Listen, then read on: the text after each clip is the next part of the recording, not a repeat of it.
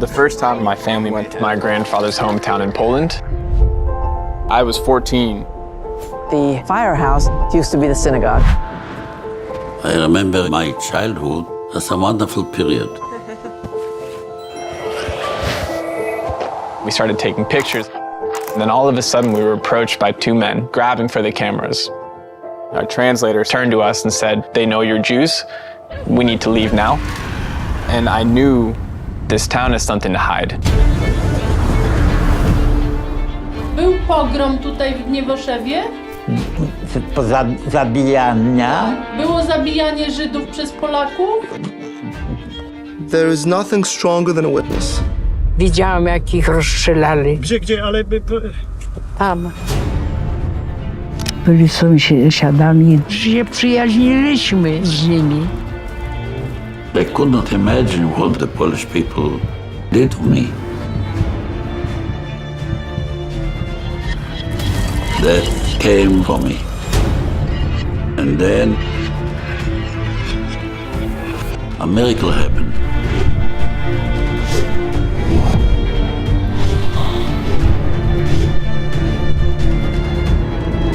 No, miałam 15 lat wtedy. Ja Janka szukam. Że przeżył. Ładny chłopak był.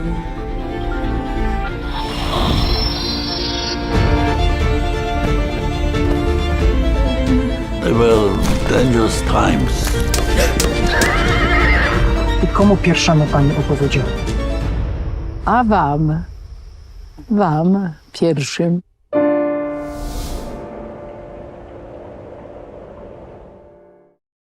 Yoav Potash is an award-winning writer, director, and producer. He produced and directed the Sundance premiere documentary Crime After Crime, a New York Times Critics' Pick and winner of 25 honors, including a Robert F. Kennedy Journalism Award, the National Board of Review Freedom of Expression Award, and 6 Audience Awards. The documentary had a national primetime broadcast on the Oprah Winfrey Network, streamed on Netflix, and is now available on Amazon Prime. The film helped spark movements to change domestic violence laws in multiple U.S. states. Yoav also directed the San Francisco Indie Fest Jury Prize-winning documentary, Food Stamped, which was nationally broadcast on Pivot, Participant Media's cable satellite network. Yoav is an alumnus of UC Berkeley, where he received the university's top prize in creative writing. The daughter of Holocaust survivors, Dr. Anita Friedman is a renowned leader in philanthropy, Holocaust education, and nonprofit management. An expert in Holocaust and genocide education, Dr. Friedman oversees the JFCS Holocaust Center in San Francisco, where she spearheaded the publication of Rivka's Diary, a one-of-a-kind Holocaust diary now translated into 15 languages. She chairs California's Governor's Council for Holocaust and Genocide Education and serves as vice president of Tel Aviv University's Board of Governors and founder of its Koret Center for Jewish Civilization. She has earned many prestigious honors, including the AJC's Global Light Unto the Nations Award. Joining Yoav and Dr. Friedman today is Nadine Epstein, Moment's Editor-in-Chief. Please welcome Yoav Potash, Dr. Anita Friedman, and Nadine Epstein. Thank you, Anita. Thank you, Yoav, for being here with me today. I found this film, Among Neighbors, to be incredibly moving. It spoke directly to me because I, too, have always been fascinated by my family's ancestral towns in what was once Poland. Most of them are now in Ukraine, but they were very similar. And I've returned to 4 of them, and I've talked to the old-timers, and I've asked, what happened to my family, your Jewish neighbors? And I've learned some things, but I've also observed the discomfort the question created. I've seen that flicker of fear and sometimes that anger in people's eyes when they realize I'm a descendant of a Jew who once lived there. And I've listened to people blame the Nazis for everything. And I've seen those grassy fields that you show in the film that were once Jewish cemeteries. And I've seen roads that were once Jewish gravestones. And now comes your film with this powerful story. And it's the story of many shtetls across Eastern Europe. And I don't know if I'm going to pronounce this correctly. It's the story of Gniewoszów. Is that pronounced? We'll help you out. How do you pronounce it? Anita, would you like to do the honors? Gniewoszów. Okay. Gniewoszów. Yeah, Gniewoszów. Gniewoszów is Yeah, there's the a Yiddish way to say there's a Yiddish way to say it, Okay. which is Gniewoszów, and then the Mhm. Polish way to say it is Gniewoszów. So let's say Gniewoszów, the Yiddish way. Okay. Gniewoszów. Good, perfect. And it's about what, about an hour and a half from Warsaw? Yes. Today must have been a long time from Warsaw in different era. And it was a place where Jews and Poles lived side by side, separately, but largely amicably for generations. And that changes when the Nazis arrive. So, Anita, your father and other relatives came from this town. We hear about this in the beginning of the film. We also see how you and your family are run out of town by anti-Semites when you first visit in 2005. And yet you kept going back. And I want to know why you kept returning, how you managed to go from being forced out of the town to rededicating the town's cemetery, the Jewish cemetery, in 2014. Well, thank you for those questions, because it's really at the heart of how the story started.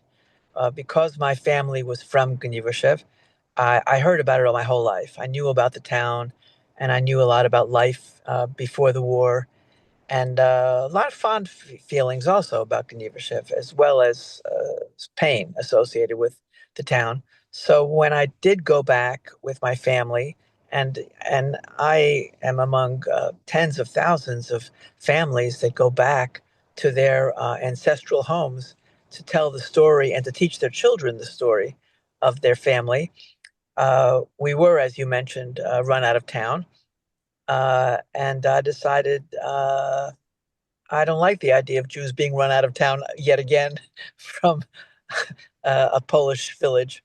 And what did happen was that we found that the cemetery had been destroyed, and I wanted to rededicate the cemetery because most of my family, before they came to America, which was only 3 people, were buried there, or were buried in places that we'll never know because they were killed, by the Nazis and by their collaborators during the war. So 2005, you're run out of there. So what happens? How are you greeted in 2014? Well, I'd come back there before then, and when I went back again after having determined what were the boundaries of the cemetery, and we cleaned it up and we rededicated it, and we were going to have a ceremony. When I did go back again many years later to rededicate the cemetery, the whole town turned out, except for a few people, like the mayor, to be a part of the rededication. And that was very moving for me. And that's when you brought Yoav with you, right? Yeah, I brought my family with me, and I brought Yoav with me because I felt that I wanted to tell the story. I mean, I knew that for thousands and thousands of people, for actually most Jews in the United States, they trace their roots to that part of the world. So it's very meaningful, and this story is really, I think, the story of most Jews who come from that part of the world. It's really a story that we all share. So I wanted to tell the story of Polish Jewry through the story of this one town.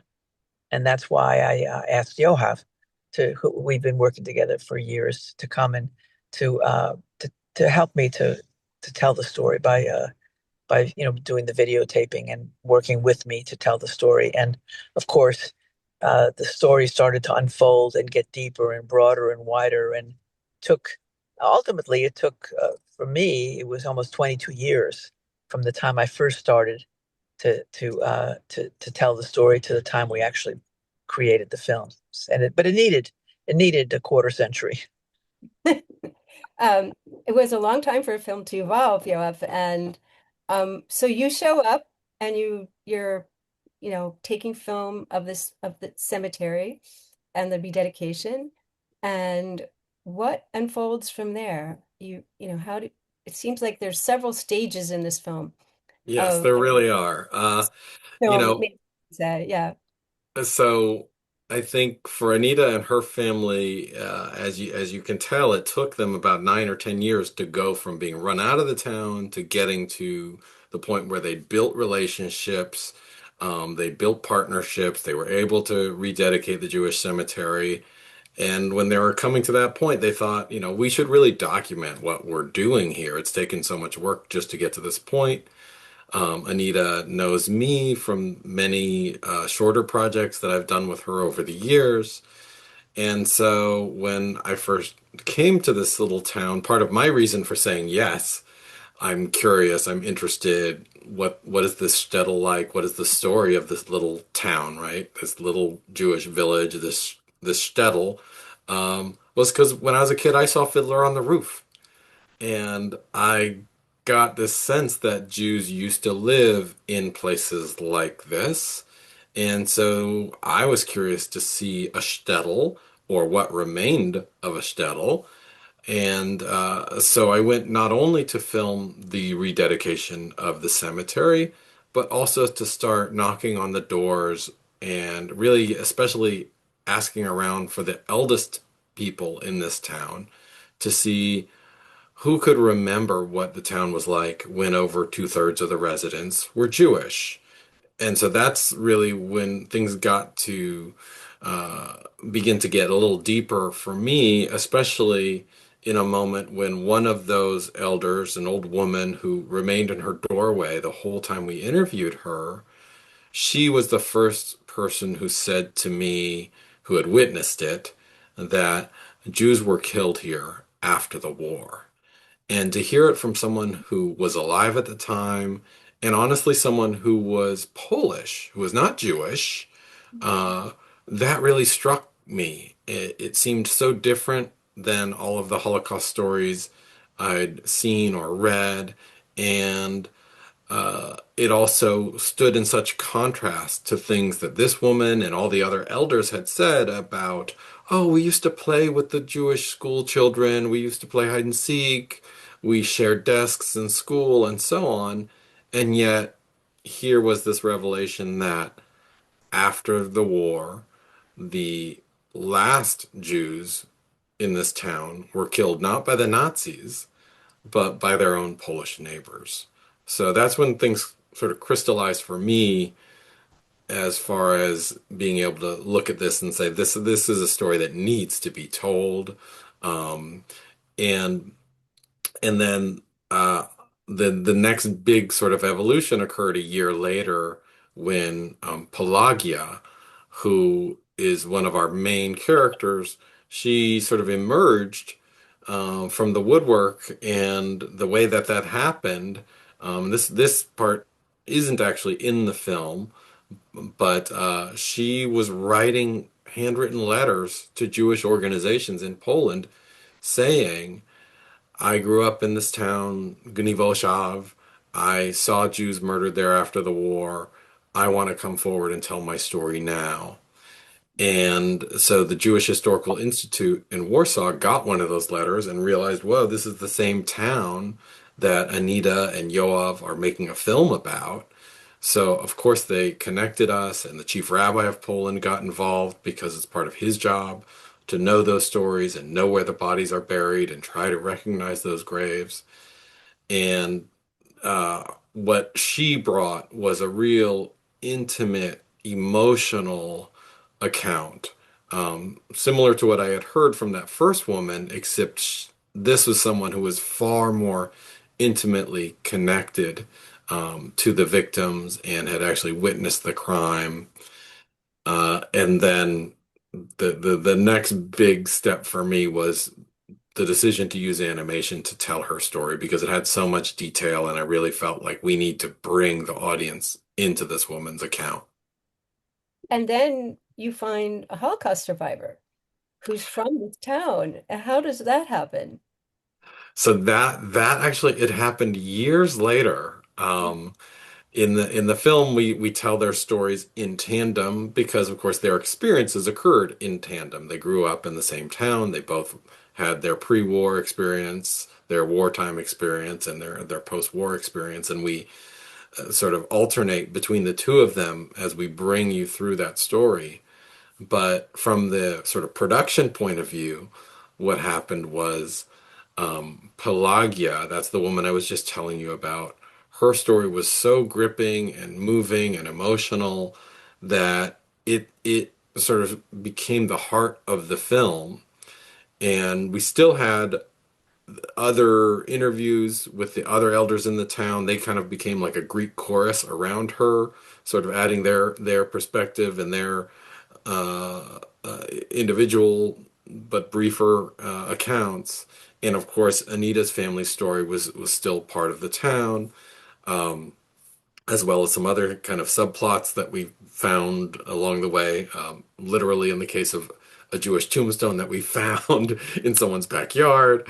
Um, but for years, for about 3 years, we were moving forward, shaping the film, adding animation. I was showing it to test audiences. I was showing it to Anita, keeping her abreast of how things were coming along, and she was guiding me towards, oh, here's an expert you could interview, and have you thought about this aspect of Polish history? Is there a way we can include that? And that kind of process.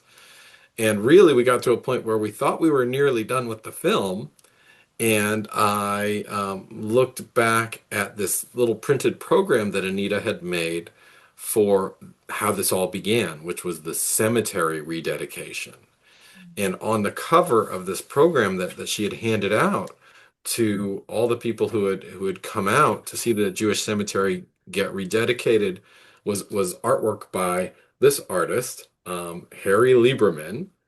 And this is someone who was born and raised in Gniewoszów, and at the young age of 70, he began an art career in which he painted places like his shtetl and sort of recalled what Jewish life looked like and felt like before the war. So anyway, I decided to make a scene about Harry Lieberman, and when I was making that scene, his granddaughters said to me, it's great you want to make a scene about our grandfather who painted this village, but do you know we also have a cousin who's a Holocaust survivor from Gniewoszów? He's still alive, and you should really talk to him. And his name was Yaacov Goldstein. So that brought in for us the Jewish perspective of someone who had really, truly lived it and survived it. And once we got to know Yaakov and got to know his story, we realized it was just an absolutely mind-blowing, very moving story. And fortunately for us, he had already written a memoir in Hebrew, and he had an English translation available. So soon we were reading his memoir, Against All Odds. It's now been published by the JFCS Holocaust Center, and this is what it looks like now. And people can even order it on Amazon and other places now.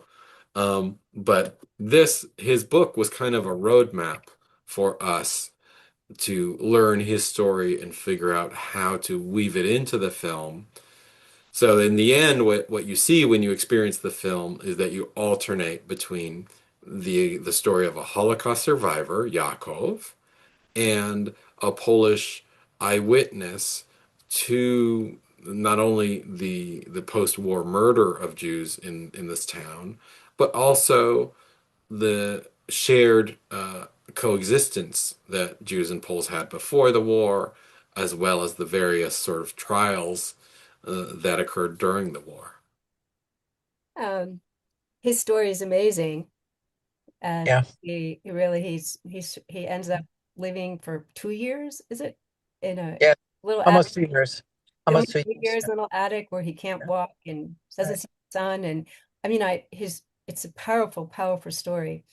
And but he and his family survive. Yeah, they did. They did. I wanted to just mention that all of this goes to the reason I wanted to make this film, because there's many compelling stories like this. I knew always when I grew up, and for anyone who is a child of survivors, especially, or has relatives who survived the war, I knew that they were killing Jews. after the war. I mean, it's kind of known uh, to survivors, especially from Poland and their families. Um, and I knew that from my parents because my parents went back to Gniewoszów to see who was still alive after the war. And when they got there, people said, "Why are you here? They're killing Jews here. You better run away fast." So it was pretty known, and I also knew about people who tried to save Jews in Gniewoszów during the war, and I felt that up until recently, either Poles are deified and they're just glorified, or they're demonized. They're just all bad. I wanted to tell the truth. I wanted to work with Yoav, and that's what I said from the very beginning. I want to tell the truth about the moral dilemmas that people faced, about what really happened before, during, and after the war. What are the issues that are truth about human beings when they face this kind of situation? And I feel that that's what we captured, and I know that that's a story that all of us share. So through this little town, what happened in this little town happened in thousands of towns throughout Europe after the war. And you tell the story of Pelagia in this film where she's, Right. she's witness and she's terrified though, because basically her life is threatened if she's That's right. being, That's and right.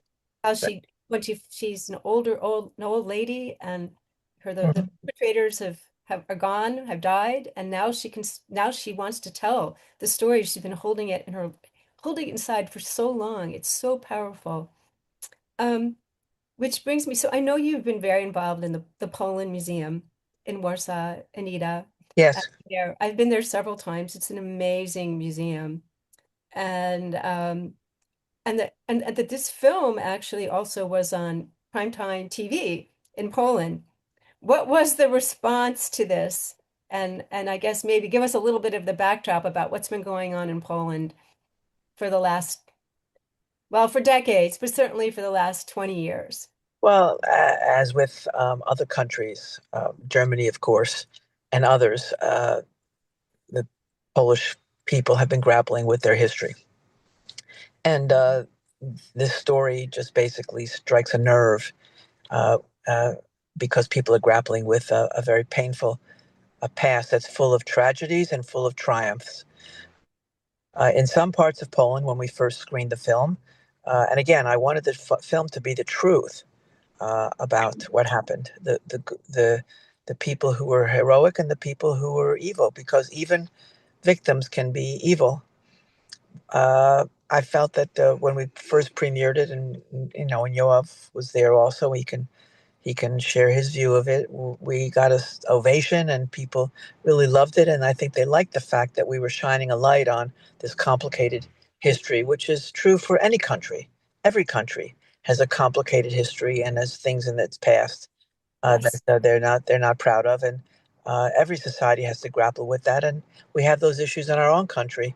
But you go to other parts of Poland, and there are other constituencies in Poland who feel that they were demonizing the Polish people, that they also suffered. But it is possible that the Polish people suffered and the Jewish people suffered, some of the same reasons, some different reasons. It doesn't mean that some of the problems that happened and tragedies that occurred after the war shouldn't be grappled with by Poland, which is one of the only countries that has never even paid any reparations after the war. I mean, Germany has dealt with it in a very forthright kind of a way, and um, for good reason. Poland has never grappled with it because they feel like we suffered also. So, we've had a problem with certain political constituencies, including the current president of Poland and his party, who feel that the film maligns the Polish people, and they were very upset when Polish public television screened it for the whole country, and they've taken us to their equivalent of the FCC to determine whether we've crossed any legal lines in demonizing the Polish people. So that's kind of So not unexpected, but that's that's the reason why Poland hasn't really dealt in a forthright way with its difficult history. Well, there's laws that I think, I mean, we've for many years, Kostek Gerbert, who you interview in the film, has written Yes. for us many times, and Yes. we've written for years in Moment about, grappling Poland and other countries grappling with their guilt. Yeah. But there's actually been some laws that have made it more complicated for people like Pelagia, who I know has since died, to come forth. And are those laws still on the books, Yoav? They are. There's a law that's focused on in the film where in 2018, the Polish far-right nationalist party was in power. They had all sort of levers of government there, and they passed this law that essentially said you cannot blame Poland for the Holocaust, and if you do, 3 years in prison. As some of you may recall, that was very controversial. It was very upsetting to the Jewish community worldwide, and there was a strong reaction against that law and a lot of condemnation internationally. And actually, within a year, the Polish government did sort of backpedal away from the law. But what they actually did, they didn't get rid of the law. They just softened it and got rid of the prison time component. They demoted it from a criminal offense to a civil offense. And I think with the implicit understanding that they would never enforce this civil offense anyway.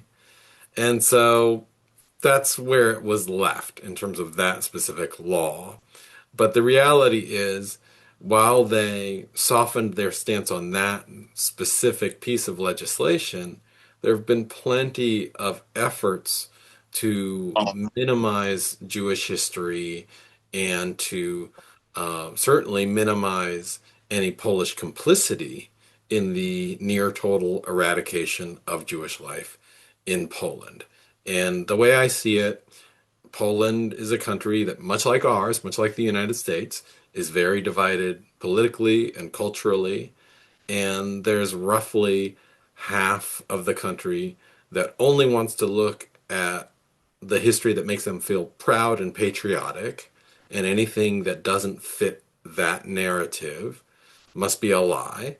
And then there's another half of the country where people are willing to do some research and have some intellectual discussions and admit that their country isn't perfect. And that's the half of the country that's engaged this film in a real positive way, and that has a degree of shame around how some Poles behaved during and after World War II. And of course, it is a fact that some Poles did help the Nazis or even murdered Jews after the war. But for the people on the other side, politically in Poland, mentioning that is kind of like a third rail, because they have this almost holy vision of Poland as strictly either a victim or a hero, especially around World War II.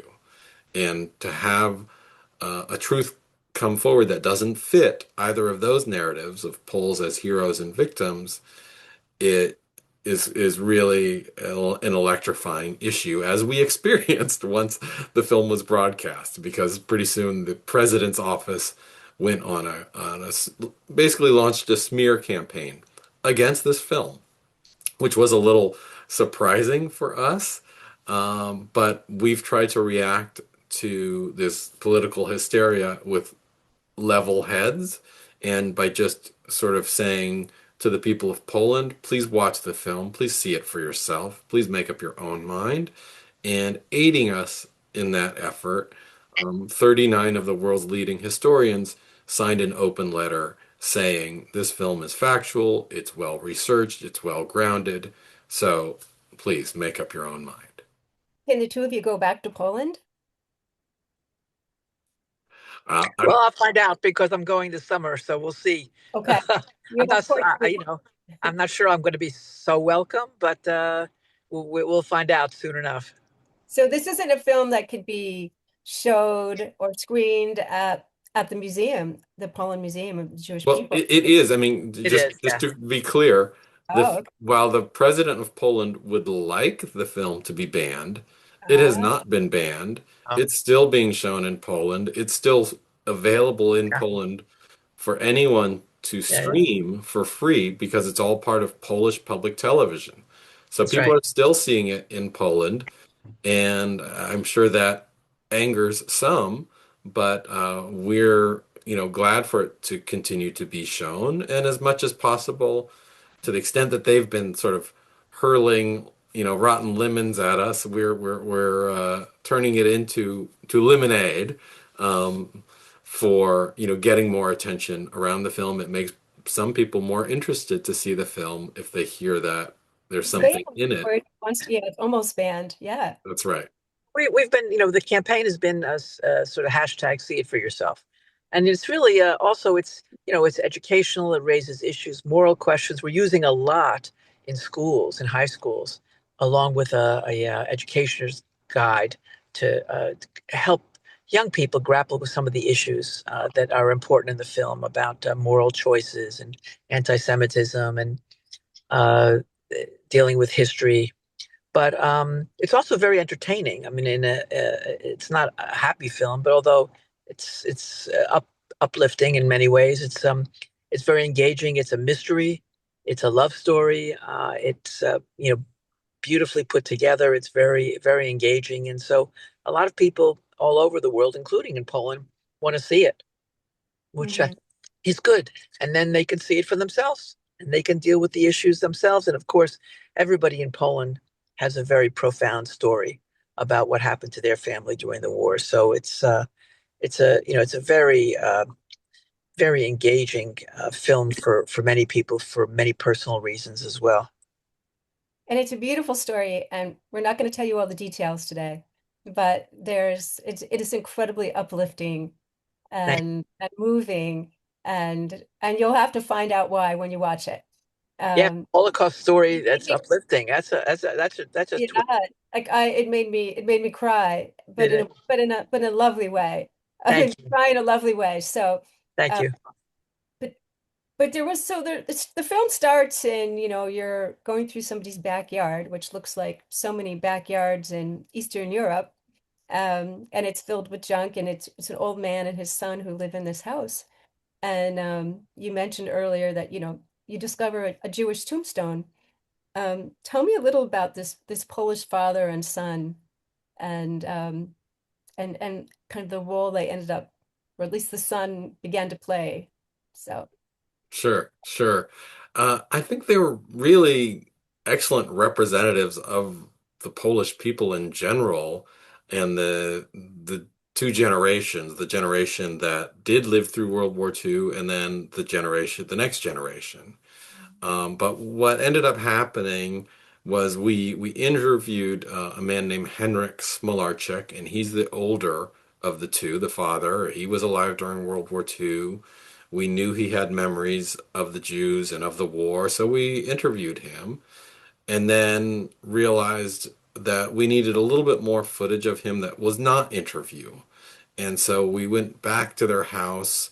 It was actually a year and a half after it all began, and just said, hey, we want to film with him something that's not an interview, something that he just likes doing, so that we have a different visual we can use in the film. And his son said, oh, yes, I know, the perfect thing. Grandpa likes to take care of his flowers out back. Let's go. And so the very first shot of the film, we're walking behind this very old man along the side of his brick house, and we walk past, as you said, piles of junk and heaps of scrap metal and rusted car parts. And then off in the corner, there's some tulips growing. And he goes over to his tulips. And while we were there filming that, my cameraman could have elbowed me in the ribs and pointed at some of the junk, and there was a Jewish tombstone there in all the junk. And so we, of course, had to start a conversation with them about that. And I personally felt suddenly thrust into the role of being a kind of Jewish ambassador because I was probably the only Jew in a 30-mile radius at least. And also, Anita had rededicated the Jewish cemetery a year and a half earlier. So why hadn't this tombstone found its way back at that point was, of course, one of the questions that I had. And we kind of got a wishy-washy answer about it. The father and the son each told totally different stories Sorry. about how this tombstone got to be in their backyard and how long it had been there. But the long story short is that eventually and over time, we were trying to uh, gently but consistently encourage them to return the tombstone, much in the same way that every time that we were visiting the town, whether it was me and my film crew or Anita and her family, we were never delivering on their worst fears. We were never saying, we're suing you, your house belongs to Jewish people and we want it back, or we were never getting in someone's face and screaming at them that, your parents killed our parents or anything like that. We were just coming back again and again and saying, what we understand this place used to be Jewish or part Jewish. What can you show us? What can you tell us about that? And I think over time, their sort of barriers and defensiveness came down, and they came to understand that those were our intentions. We didn't mean them any harm, and we didn't have a axe to grind, so to speak, but we just wanted more access to the place and to the history and to the truth. And eventually, this father and son, and especially the son, decided not only to return that one tombstone that he had in his backyard, that he and his father had, but he also knew who else in the town had these Jewish tombstones that almost it seemed like everyone was using as, for repurposing. Yeah. You could put them as little stepstones in your garden. You could turn them into a little wall on the side of your backyard and things like this. And so he had rounded up a dozen tombstones. And so that change of heart that he had and physical manifestation that he delivered on gives me a lot of hope for not just Poland and Polish people and this town and what's happening with our film, but really for humanity, that people can change and can choose to do the right thing when they move from a place of not knowing the other to starting to understand someone who's different than they are. It's a really a whole story within it's like it's a side in your film, but it's really beautiful and important, and also shows you how like history is like not buried very deeply in this town. Right. Yeah, it's Very right there lying around in plain deeply. sight. So as I mentioned, Kostek Gerbert, who you interview, he's a journalist in Poland. He's a dear friend, and he's a contributor to Moment. But he says something really gorgeous in the film, and you maybe can say it better, but it was basically saying that both the Poles and the Jews have these phantom pains, and that they have phantom limbs, and that we need for Right. those phantom limbs to shake hands. Right. And He says how to Jews say, have their Polish phantom pains and Mhm. Poles have their Jewish phantom pains. And until you can get those phantom limbs to somehow shake hands, we're going to be in pain forever, essentially. Yeah, and how does that, I had to stop the film because it was just so powerful. And it's something we think about, we could say for our country, for the United States, it was a beautiful way of saying it. How does that, I don't know, how did that end up framing your film, or did it? Oh, it very much did. And it was one of these things at the moment when he said it, I also reacted just as I was sitting there interviewing him and filming him. I thought, oh wow, that is really beautiful. It's a profound way of phrasing it. And it's also tremendously sad because he's saying, unless you get phantom limbs to shake hands, we're going to be stuck in this cycle of pain forever. And so it seemed impossible, but also, as you said, that he had phrased it kind of perfectly. And yet, as the years went by, I don't want to give anything away about the plot twists in our film, but some events did unfold that really ended up feeling like it was a chance for the phantom limbs to come alive and meet each other and shake hands. And it was really miraculous. So the film, it has miracles within it, in the sense that there's several points in Yaakov's story, especially as a Holocaust survivor, where he says, a miracle happened. There's a point where he is about to be executed by Nazis, and somehow his life is saved. And he, calls it, and I think accurately, a miracle. So there's those miracles in the story in the past. And then there were some miracles that we experienced while making the film that led to a real opportunity for reconciliation that also seemed miraculous and seemed impossible.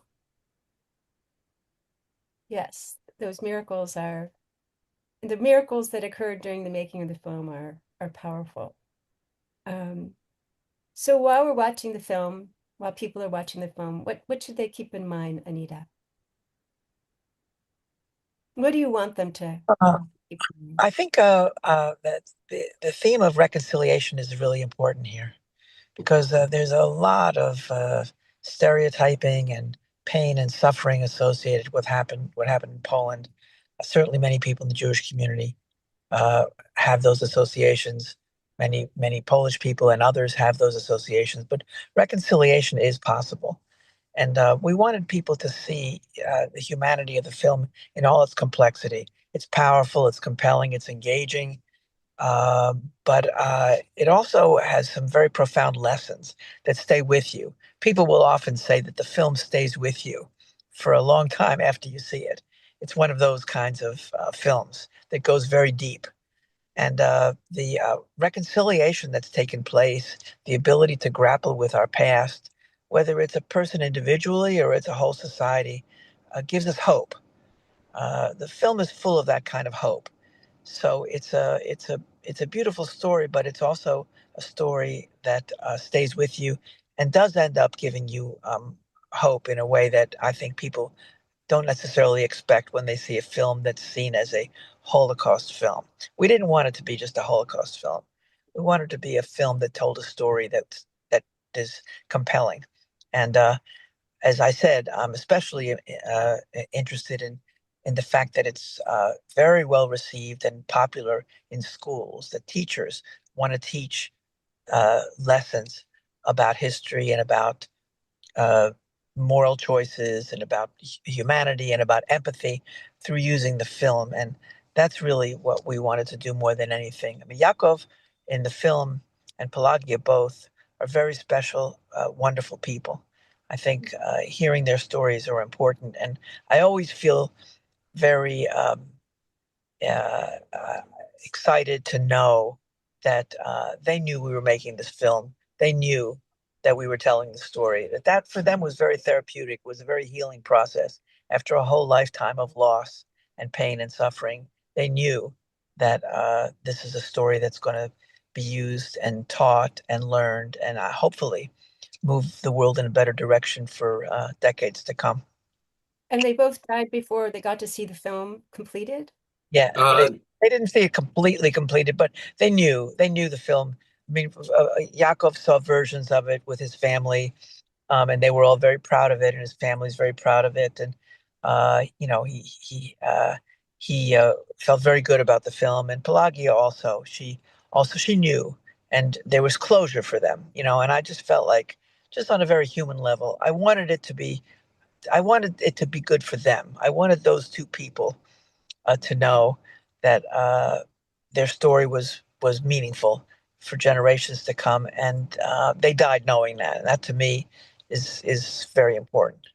Yeah, the timing is amazing because Yoav, you're there talking to them, and there's that whole generation is still alive. And I mean, is anyone still alive in the film, or they're all Well, the others are gone mostly? yeah, we caught so many people really in the last window of opportunity, especially Yaakov and Pelagia. But also, as I mentioned, this kind of Greek chorus of elders from the town. I think of the seven of them, I believe five have passed away. So it really is their final testimony, their final record, and now people can see it. And Anita mentioned how much effort we're putting towards sharing the film in schools, and part of that includes that middle schools and high schools can actually sign up through our website. You can find the link, and they can bring the film to the classroom free of charge. So that's a program we have that's already up and running, and we've already brought it to about 40 schools all around the United States, as well as some in Israel and elsewhere. And we expect there to be many, many, many more schools showing the film, especially in next school year. And I do want to also make sure we mention to everybody that the film, as of this video being released, is available on Amazon and on Apple TV for anyone to rent or buy and stream right from their own home. We are still continuing to do screening events, and those can be found at our website, amongneighbors.com. But the launch of the film on Amazon and Apple TV is a really exciting moment for us because finally the film is at a point where really anyone, anywhere can access the film and also share it with their friends and community by letting them know, hey, I saw this. Please, you really got to see it. And I what want to did mention about the schools, though, Nadine, because I think it's really important. Only because I know that you and I suspect that many of the audience are very concerned with the extraordinary rise of anti-Semitism. This is the kind of film that is important, and that's why teachers in school districts and school systems throughout the country are really interested in this film because the only way forward in terms of contemporary anti-Semitism is to change what we teach children. And the film helps children to grapple with the issues and also see what happens when hate is unchecked. And if we need this kind of resource in order to change what children are taught, because the rise of anti-Semitism is of great alarm for good reason worldwide at this moment. So that I think, in many ways, for me, is one of the most important contributions that this film can make. So what date is it actually launched? May 12th. May 12th. And the film is available in what languages? Um, let's see. I think initially it's probably just English. But it's English, and we have a fully closed caption version as well. We are planning next to add Spanish. There have been Polish and Hebrew versions of the film produced as well. And I aim to get those added into the Amazon and Apple feed, so to speak, soon. But we're also assuming that most people here in North America are going to be watching the film in English. Well, I just want to thank you, Yoav, and thank you, Anita, for finding this story and also taking the time for letting the story evolve, which all of you will see when you watch the film. This is this is a multi-stage story and really making it come to life.